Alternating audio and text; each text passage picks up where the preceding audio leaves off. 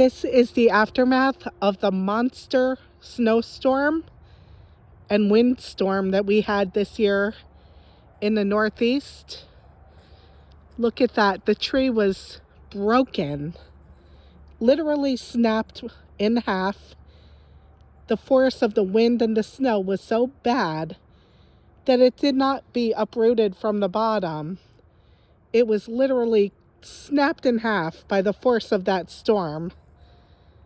If this is not a natural disaster, I don't know what else is. Mom is the one. She's here standing next to me wearing her super cute outfit. I love her new outfit. It's really cute. And she's drinking her water. She doesn't want to be filmed for privacy, but you got a glimpse of her. Not too much of the face, but you can see her cool outfit. These are the woods. The wind today is really nice. It's really soothing today. We finally got a 70-degree day, and the weather here in the Northeast is phenomenal after being hit with a terrible storm that did not just uproot the trees, but they snapped them right in half. I just pray and hope that next year we don't get a similar issue here in the Northeast. I hope that the weather doesn't continue to get dangerous, especially the amount of people that lost their lives to this storm. I'm urging everybody watching this video, encouraging all of you to recycle your bottles, recycle your cans, do your own food gardening, and do whatever you can to be good stewards of the environment and to help the environment, because don't forget to tell them about the bobcat we saw. We also, my mom just told me there was a bobcat. About a year ago. Almost a year ago, Mom and I spotted a bobcat here in the backyard. I thought it was a large cat. At first I said, why is there such a big fat cat walking on my property? But when I got a closer look at the cat, you could see that the ears were a little bit different, and the shape of the cat's, the way the cat was walking was very different, and it was walking pretty fast across our lawn. And then I said, Mom, that's not a large cat, that's a bobcat that we're seeing, which is a wild cat. Boy, was I afraid. They're carnivorous and they like meat, and I think they do bite if provoked.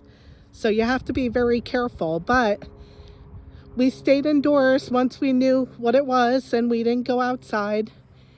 Now we have just the deer problem. The deer have been coming onto the lawn and doing their business on our lawn.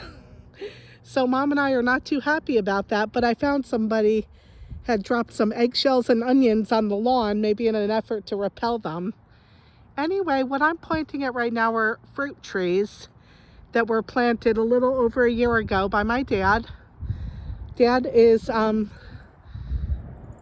very smart man, and he is one who did this. But the trees require a lot of maintenance and a lot of upkeep.